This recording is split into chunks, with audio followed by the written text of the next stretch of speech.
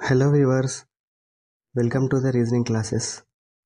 Reasoning క్లాసెస్లో భాగంగా నిన్న కొన్ని క్వశ్చన్స్ సాల్వ్ చేసి చూసాం కదా, అలాగే ఈరోజు కూడా కొన్ని క్వశ్చన్స్ సాల్వ్ చేసి చూద్దాం. ఫస్ట్ క్వశ్చన్, ఈజిప్ట్ నైల్ అవుతుంది అంటే నైల్ అనే రివర్ ఈజిప్ట్లో ఉంది. అలాగే ఇక్కడున్న ఏ రివర్ ఏ కంట్రీలో ఉంది, కరెక్ట్ ఆప్షన్ క్లిక్ చేయండి అంటున్నారు. అయితే ఇప్పుడు రష్యా మిసిసిప్పి అంటున్నారు, కానీ మిసిసిప్పి ఎక్కడుంది? యుఎస్ఏలో ఉంది. సో ఇది wrong. Next, south Korea Mekong అంటున్నారు. మీకాంగ్ ఎక్కడుంది? థాయిలాండ్, వియట్నాం ఈ ఏరియాలో ఉంది. సో ఇది కూడా కాదు. బ్రెజిల్ కొలరాడో అంటున్నారు. ఇది ఎక్కడుంది? ఇది కూడా యుఎస్ఏలోనే ఉంది రివర్. సో ఇది కూడా రాంగ్ ఆన్సర్. నెక్స్ట్, ఇర్రవడి అంటున్నారు. ఇది మయన్మార్లో అంటున్నారు. ఇది కరెక్ట్ ఆన్సర్. సో ఇది చూడండి, ఇది కొంచెం డిఫరెంట్. ఇట్స్ యువర్ లైఫ్ అనేది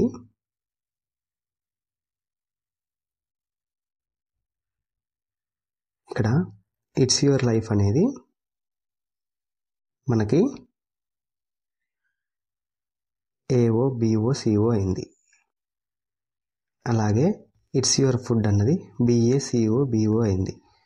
ఫుడ్ యొక్క కోడ్ని డీకోడ్ చేయమంటున్నారు, అంటే కోడ్ని కనిపెట్టమంటున్నారు. ఇక్కడ చూస్తే దీంట్లో కామన్గా ఏమున్నాయి? ఇట్స్ యువర్ ఉంది. ఇక్కడ కూడా కామన్గా ఇట్స్ యువర్ ఉంది. చూడండి, ఇట్స్ యువర్. సో డిఫరెంట్గా లైఫ్ ఉంది.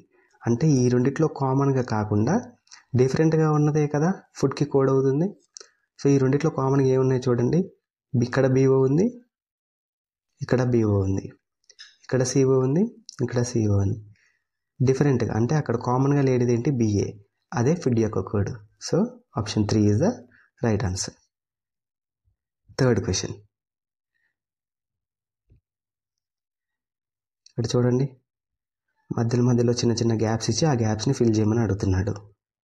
సో మనకి ఇక్కడ కరెక్ట్గా అబ్జర్వ్ చేస్తే ఇలాంటివి ఇచ్చినప్పుడు లాంగ్గా అంటే ఒకేసారి 4-5 లెటర్స్ ఎక్కడైతే రిపీట్ అవుతున్నాయో అవి చూసుకుంటే సరిపోతుంది.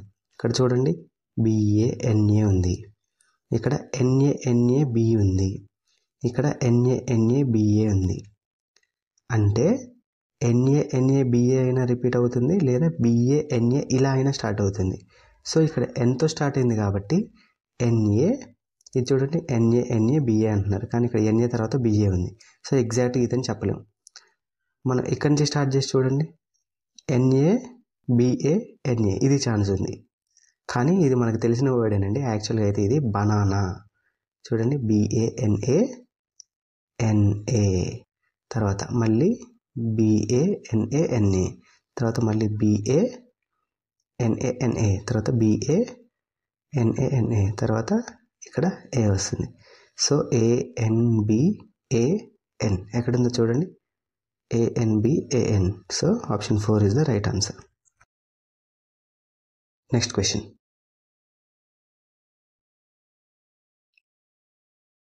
ఇది లెటర్ సిరీస్ ఇచ్చాడు. బీవీటీఓ కాస్త డిటీబీఎం అయింది. సో బి నుంచి డీకి ఎలా వస్తుందండి? బి నుంచి +2 చేస్తే డి వస్తుంది. డి నుంచి +2 యాడ్ చేస్తే ఏమొస్తుంది? ఎఫ్ వస్తుంది. సో ఆప్షన్ 3 కానీ 4 కానీ ఈ రెండిట్లో ఒక ఆన్సర్ అయి ఉంటుంది. 1, 2 అనేది ఎలిమినేట్ చేసేద్దాం. తర్వాత ఫస్ట్ది ఎఫ్ వచ్చేసింది, ఓకే. నెక్స్ట్ సిరీస్లో చూద్దాం. బి కాస్త టీ అయింది, ఎలా వస్తుంది? -2 చేస్తే వస్తుంది. బికి -2 చేస్తే టీ వస్తుంది. నెక్స్ట్ టీకి -2 చేసి చూడండి, ఆర్ వస్తుంది. So option 4 is the right answer. మిగిలిన కూడా చెక్ చేద్దాం కావాలంటే. టీవి అయింది, ఎలా అయింది? టీయువి అంటే +2 అయింది. నెక్స్ట్ వికి +2 ఏమొస్తుంది? ఎక్స్ వస్తుంది. సో ఎక్స్ వచ్చేసింది. అలాగే ఓకే ఎం నుంచి కే, అలా option 4 is the right answer. Next fifth question, ఇది మనకి బ్లడ్ రిలేషన్ రిలేటెడ్ క్వశ్చన్ అండి. ఇక్కడ R+T అనేది R is the sister of T అంటున్నారు. R-T అంటే R is the father of T, R into T అంటే R is the wife of T, ఇలా ఇచ్చాడు. మనకి ఎఫ్ రిలేటెడ్ టు సి అడిగారు. ఎఫ్ రిలేటెడ్ టు సి అంటే F నుంచి C వరకు ఫైండ్ అవుట్ చేస్తే సరిపోతుంది. అంటే సి నుంచి ఎఫ్ వరకు ఇక్కడ వరకు ఫైండ్ అవుట్ చేస్తే సరిపోతుంది. ఇవి అవసరం లేదు, ఎందుకంటే ఇది 8 మార్క్స్ ఆన్సర్ 4 మార్క్స్ ఆన్సర్ కాదు కదండి మొత్తం సాల్వ్ చేయడానికి. ఇచ్చిందని ఎలా ఫాస్ట్ సాల్వ్ చేయాలో చూడాలి కాబట్టి ఇక్కడి నుంచి ఇక్కడ వరకు సాల్వ్ చేస్తే సరిపోతుంది. So C divided by D. Divided by అంటే ఏంటి? ఆర్ డివైడెడ్ బై టీ అంటే R is the mother of T అన్నప్పుడు C is the mother of D అన్నట్లే కదా. C is the mother of D. మనం ఇంతకుముందే చెప్పుకున్నాం కదండి. ఈ అప్పర్ యారో వచ్చేసి పేరెంట్ చైల్డ్, ఈ సైడ్ యారో వచ్చేసి సిబ్లింగ్స్ అంటే బ్రదర్ సిస్టర్ లేదా బ్రదర్ టు బ్రదర్ ఇలా. అండ్ ఈ సింబల్ వచ్చేసి కపుల్ రిప్రజెంటేషన్ అనుకున్నాం. ప్లస్ వచ్చేసి మేల్ అనుకున్నాం, మైనస్ వచ్చేసి ఫీమేల్ అనుకున్నాం. సో ఇక్కడ సి మదర్ అని చెప్పారు కాబట్టి మైనస్ పెట్టాం. పేరెంట్ చైల్డ్ రిలేషన్ కాబట్టి upper arrow. D multiplication E అన్నారు అంటే ఏంది? R is the wife of T అంటే D is the wife of E. So ఇలా రాయొచ్చు కదా. D is the wife of E. Wife అన్నారు కదా, డి మైనస్ వస్తుంది. ఈ హస్బెండ్ కదా, ప్లస్ వస్తుంది. తర్వాత E to F, E minus F అన్నారు. సో మైనస్ అంటే ఏంటి? ఆర్ మైనస్ టీ అంటే R is the father of T and E is the father of F. E is the father of F. F యొక్క gender మనకు అవసరం లేదు ఎందుకంటే ఎఫ్కి C యొక్క రిలేషన్ అడిగారు. ఈ సికి ఎఫ్కి ఏమవుతుంది? సి వాళ్ళ డాటరే కదా ఈ F. So daughter is the right answer. Next 6th question. ఇది సిల్లాయిజమ్స్కి సంబంధించింది. No river is a mountain అన్నారు. Okay. Some rivers are animals అన్నారు. రివర్ని ఆర్ అనుకుందాం, మౌంటైన్ని ఎం అనుకుందాం, యానిమల్స్ని ఏ అనుకుందాం, బర్డ్స్ని బి అనుకుందాం.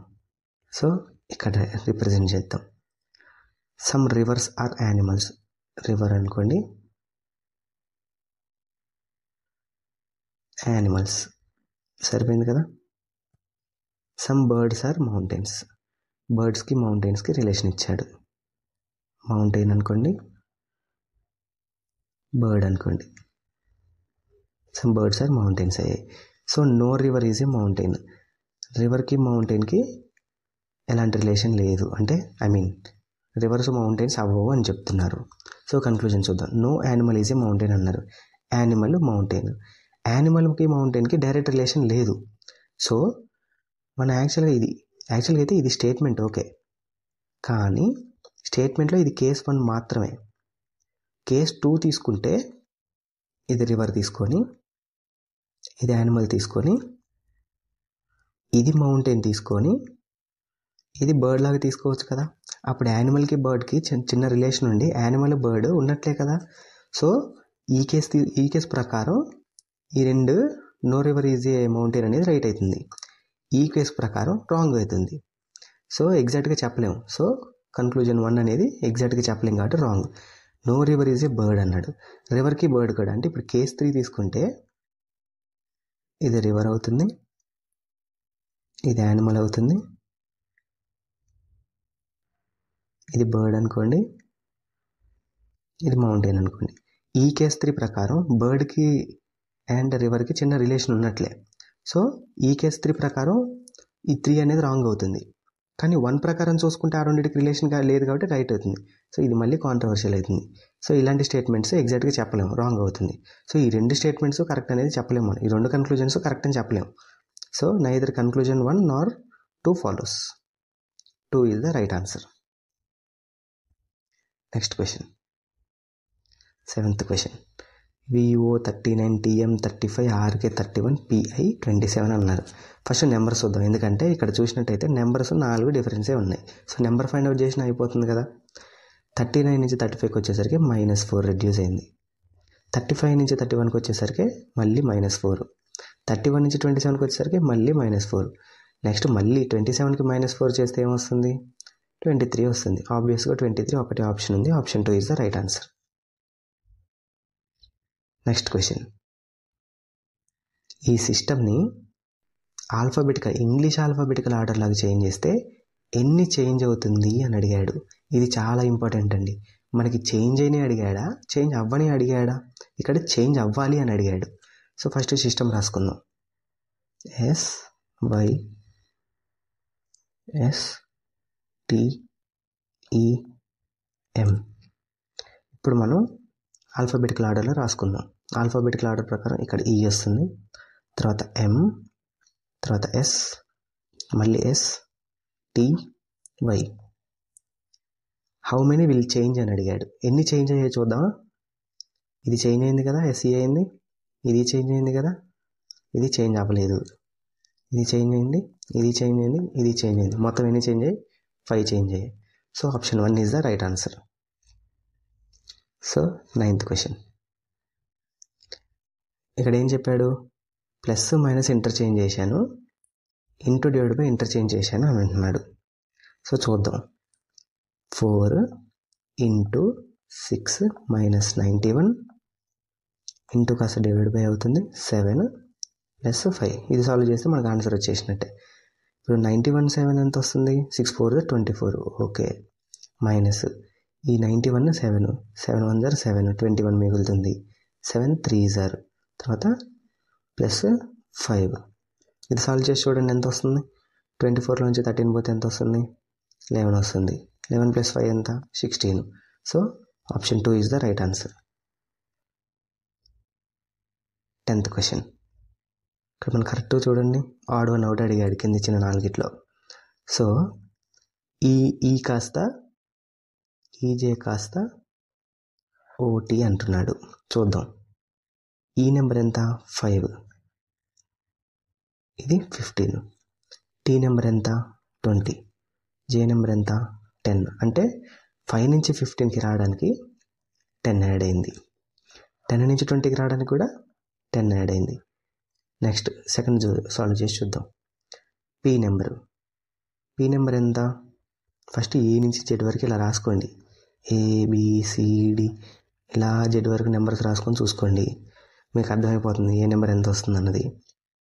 ఇప్పుడు ఎఫ్ చూడండి. ABCDEF. ఎఫ్కి నెంబర్ 6. నెక్స్ట్ ఓ వదిలేసి ఐ చూడండి. ఐ నెంబర్ ఎంత? 9. ఇక్కడే తెలిసిపోతుంది 10 యాడ్ కావట్లేదు అని. సో ఇది సాటిస్ఫై చేయట్లేదు. ఇది అయ్యే అవకాశం ఉంది, కానీ థర్డ్ చెక్ చేసి చూడాలి కదా. KPUZ అయింది. జెడ్ ఎంత? 26. పి ఎంత? 16. సో 10 యాడ్ అవుతుంది. అలాగే MNO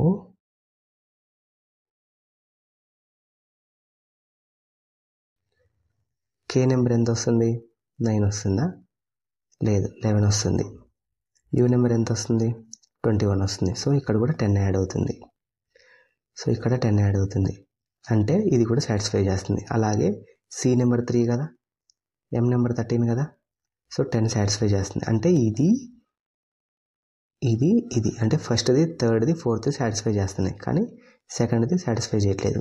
ఇక్కడ లాజిక్ ఏం లేదండి, +10 యాడ్ అవుతుంది అంతే. So thank you for watching the video. మళ్ళీ కొన్ని క్వశ్చన్స్ తోటి రేపు మేము ముందుకు వస్తాను. Thank you so much.